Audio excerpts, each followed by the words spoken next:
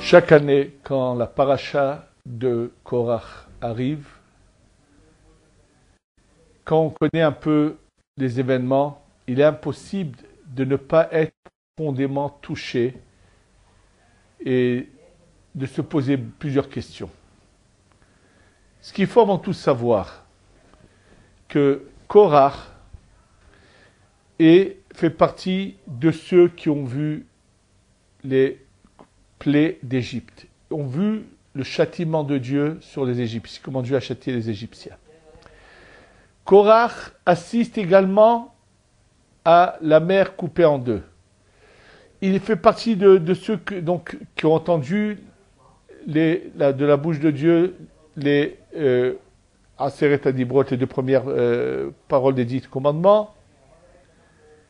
Korach fait partie de la tribu de Lévi qui n'a pas participé au veau d'or. Korach est un grand personnage. Korach est un prophète. C'est que va sortir de lui le prophète Shmuel. Et c'est pour cela que Rashi nous dit, ramène les paroles des Chachamim.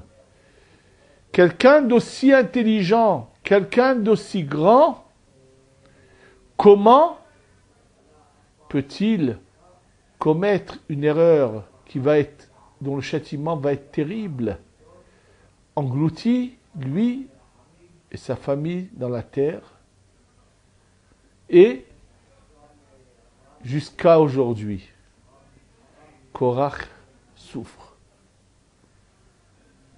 Ça sera que avec la venue du Mashiach que Korach va sortir de cette souffrance. C'est-à-dire que qu'est-ce que l'on voit de cela? Que même le personnage le plus grand peut commettre une erreur. Que personne ne peut être sûr de lui jusqu'à la dernière seconde de sa vie. Parce qu'à tous les niveaux, il y a celui qu'on appelle le Yetzer Hara, le mauvais penchant. Et personne ne peut être sûr qu'il ne commet pas d'erreur. Avant d'expliquer qu'est-ce qu'on doit faire pour éviter ces erreurs, je vais donner un exemple pour notre génération. Quelque chose qui m'a souvent attristé, c'est que de voir que dans des lieux qui se disent enseigner la Torah, combien de fois dans ces lieux-là, on a trop vite renvoyé des gens et on a commis une erreur. Déjà, à l'époque du Chafetz Chaim, je sais qu'il est marqué dans les livres qu'il était très mécontent de ceux qui avaient renvoyé de leur yeshiva Lénine, qui ensuite est devenu un des chefs du communisme lorsqu'il était jeune. Et c'est clair qu'ils avaient des arguments pourquoi l'avoir envoyé. Et pourtant, ils n'étaient pas d'accord.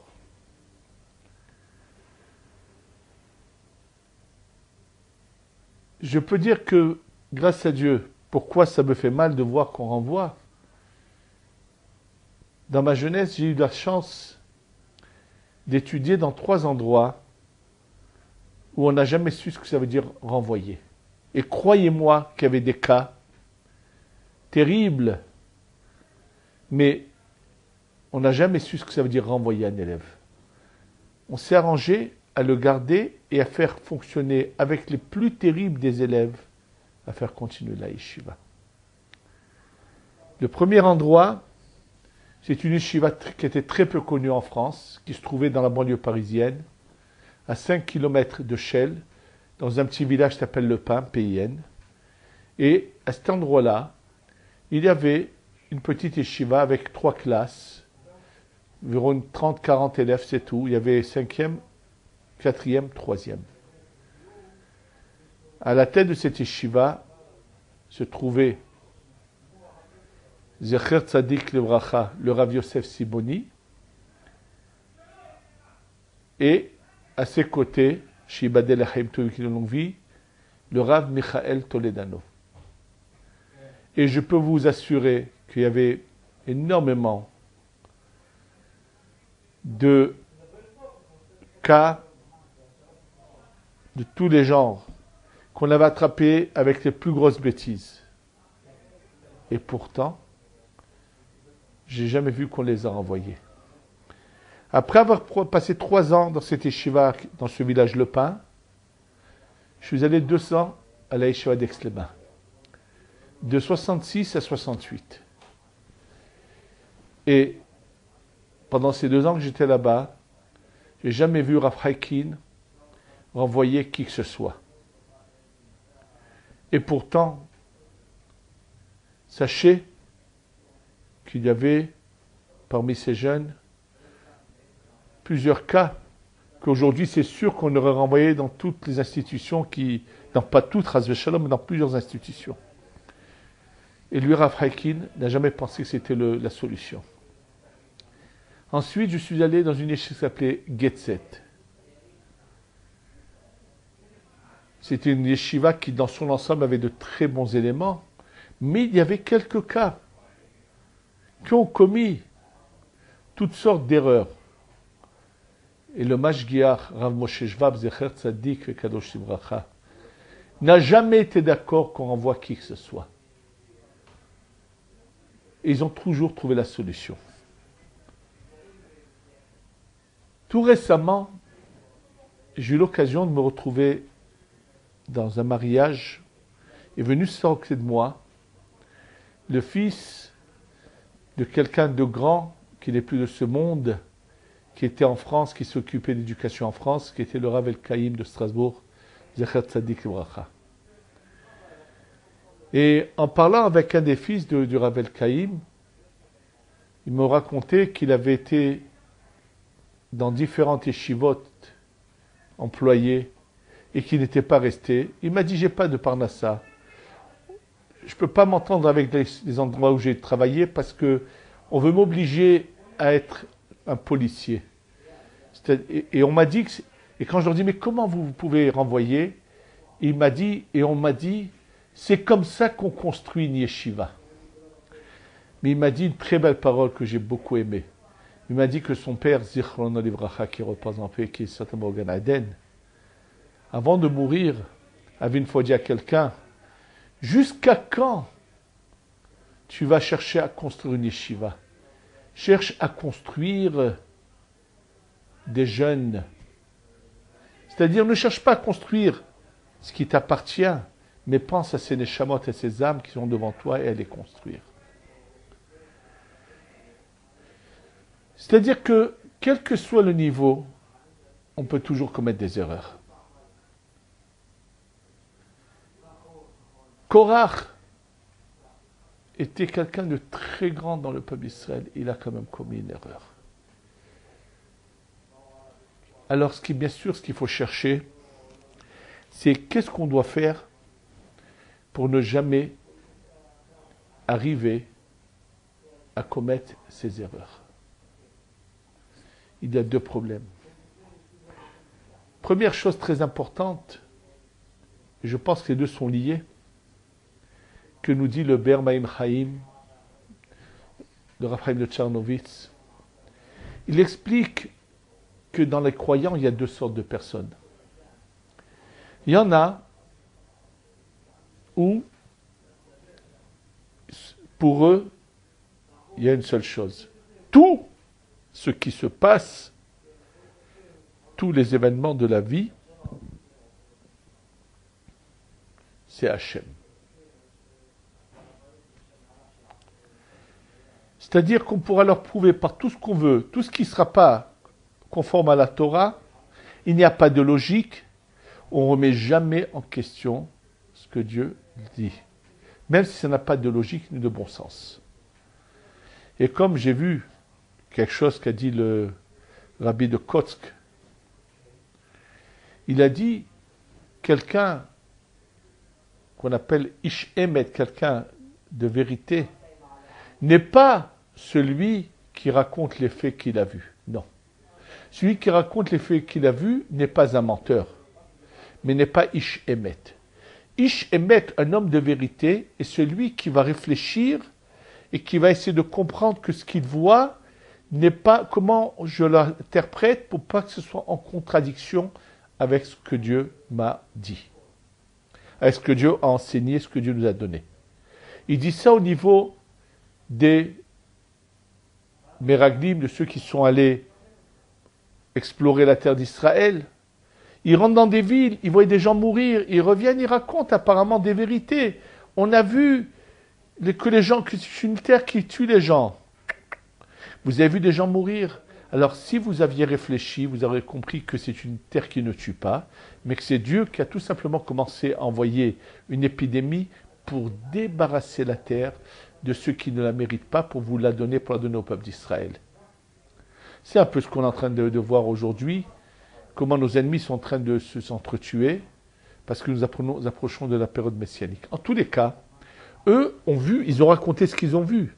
C'est vrai, mais ils n'ont pas menti, mais ils ne sont pas Ish Emet, ils ne sont pas des gens de vérité. La vérité, c'est de se dire, je dois tout interpréter avec ce que la Torah, ce que Dieu m'enseigne. Il y a des gens qui sont des croyants, mais la logique passe avant tout. C'est impossible que Dieu ait dit ça ou cela, puisque ça ne convient pas à la logique. C'est ce qui se passe avec Korach. Il dit à Moshe, non, tu inventes. Il dit aux gens, Moshe a inventé des choses. Dieu n'a pas pu lui dire ça. Ça ne colle pas avec sa logique. Et ça, c'est tous ceux qui n'ont pas encore su rentrer en eux profondément que tout vient d'Hachem et qu'on doit tout accepter et ne jamais remettre en question. En fait, ce qui est caché derrière tout cela, c'est quelque chose que personne ne peut être sûr de ne pas l'avoir en lui. C'est la recherche des honneurs et l'orgueil. C'est pas évident. J'ai entendu, par exemple, une fois, en France, dans une ville, où quelqu'un dans cette ville qui avait un problème à poser, qui s'est donc adressé à l'autorité rabbinique pour régler son problème. C'était un problème qu'il fallait régler par l'autorité rabbinique des lieux. Et en allant voir cette autorité, qui était une autorité avec bien sûr un grand savoir en Torah,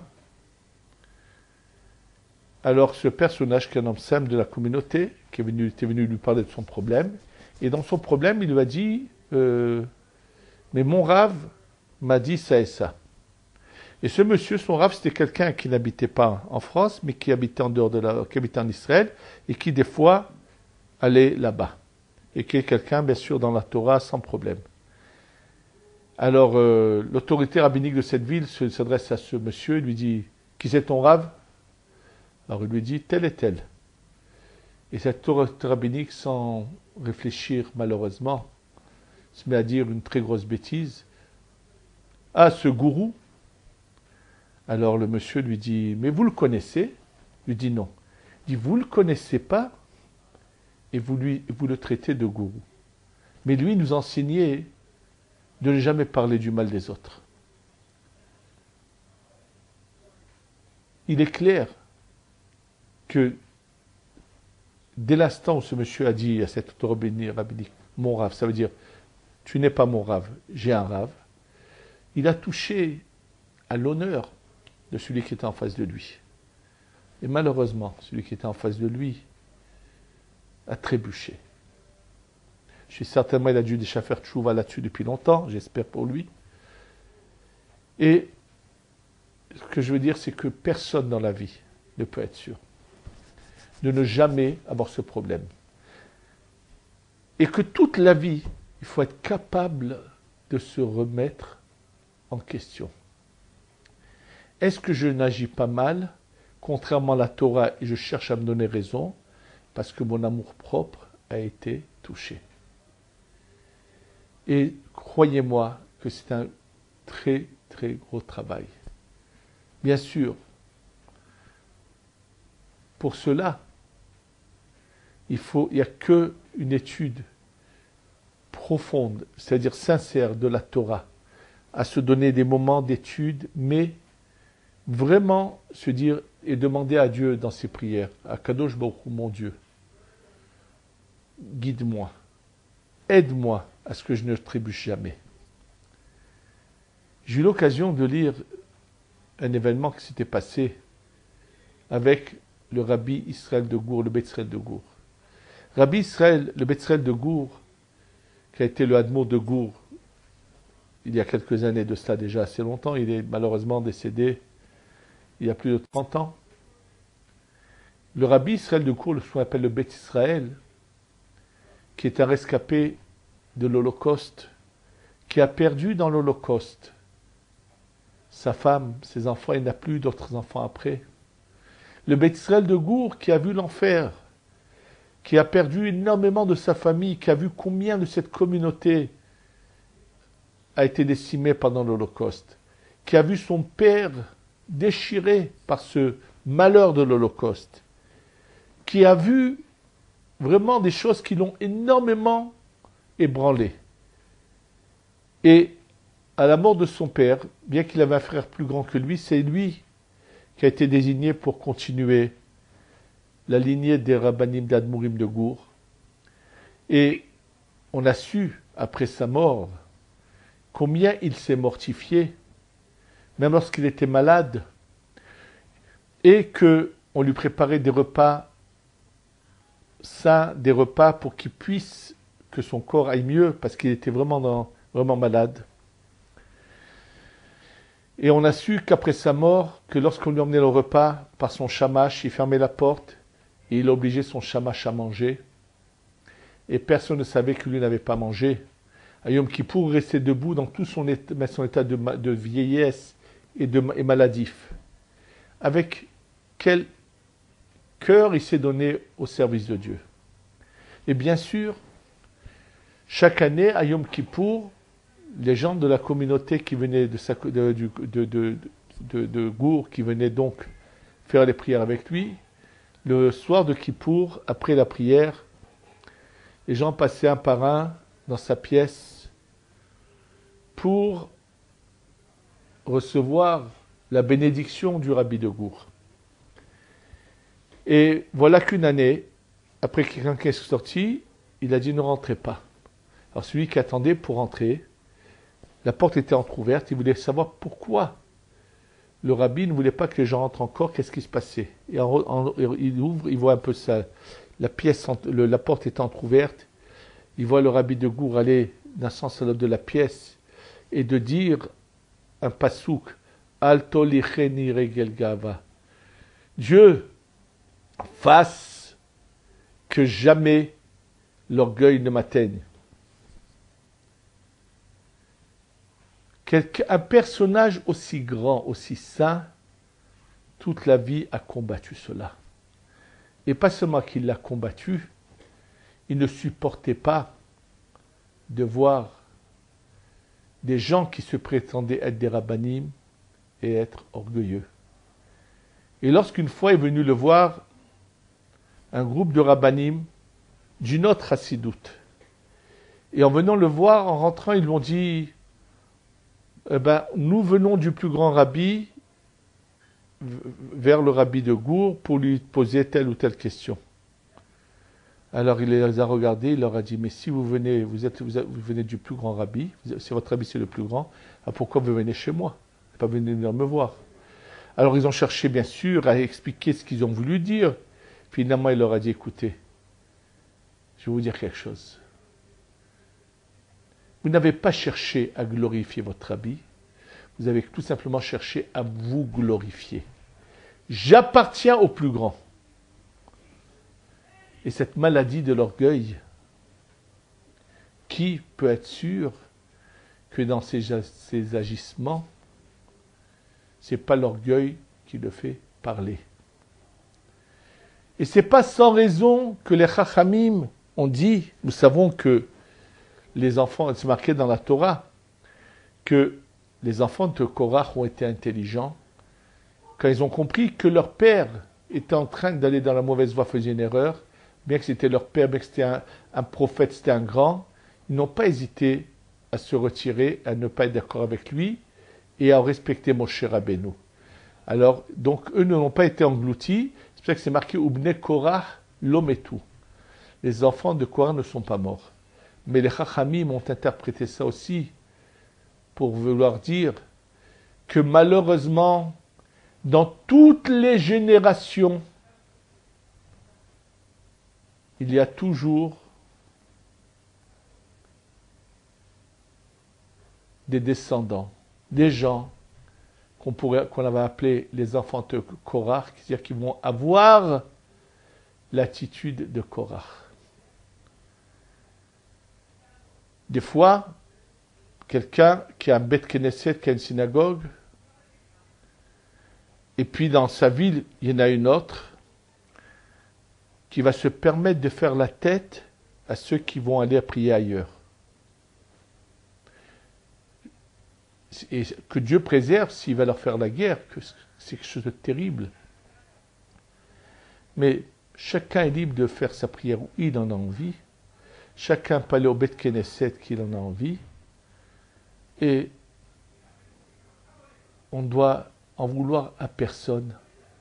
Et on ne doit pas mettre son amour-propre, son orgueil, son honneur dans cela.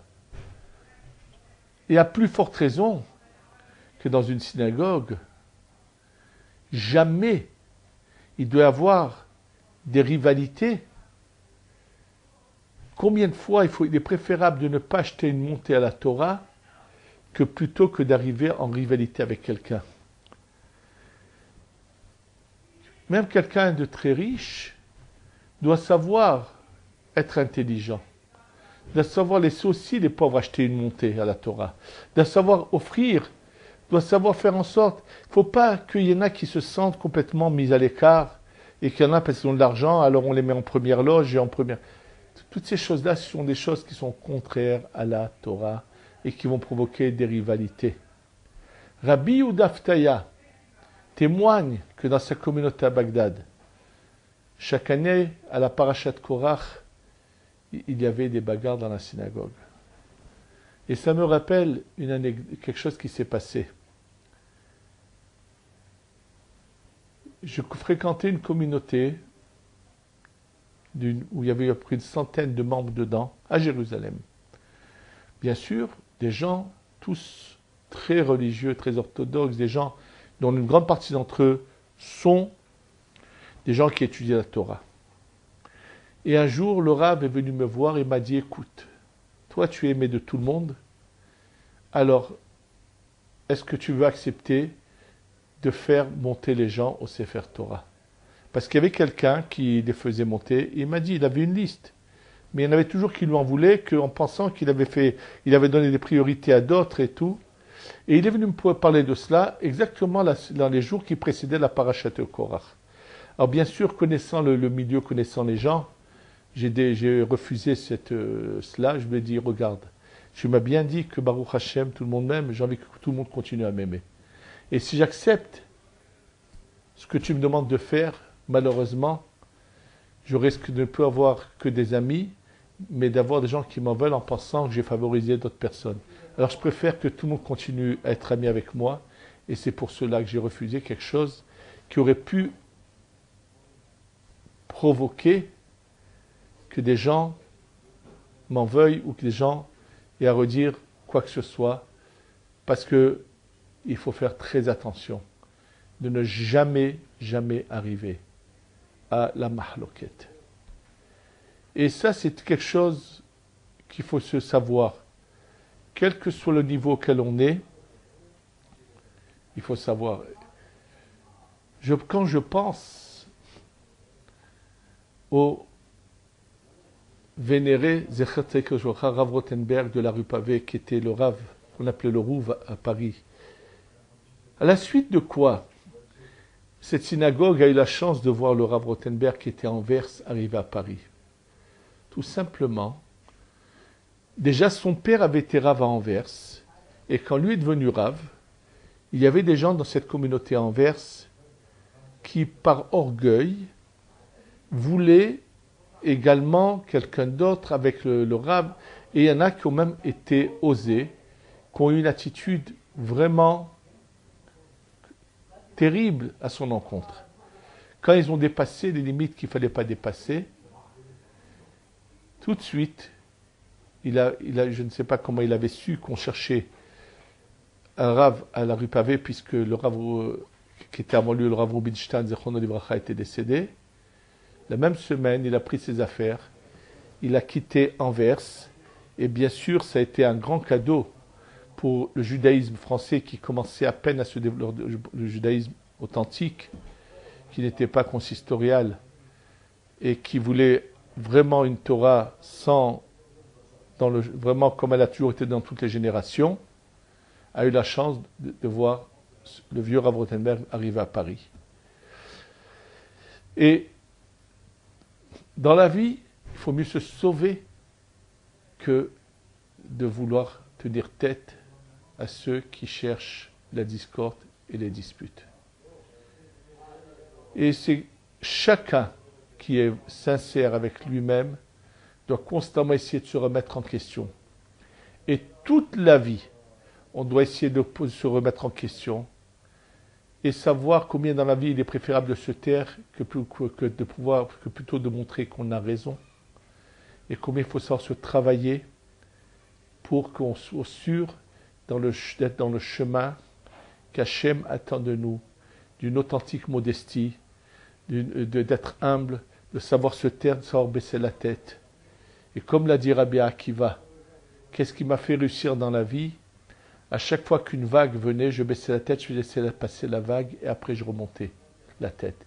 Celui qui, devant la vague, veut rester debout, la vague le fait tomber. Et combien il faut se sauver à tout prix de ce qu'on appelle la mahloket. Qu'Hachem nous guide dans ce chemin de modestie, de droiture, de émet, et qu'on fasse ce que Hachem attend de nous, qu'on accepte tous les décrets d'Hachem, et qu'on n'ait que le bien qui vienne sur tout l'âme Israël sur nous. Amen. Ve Amen.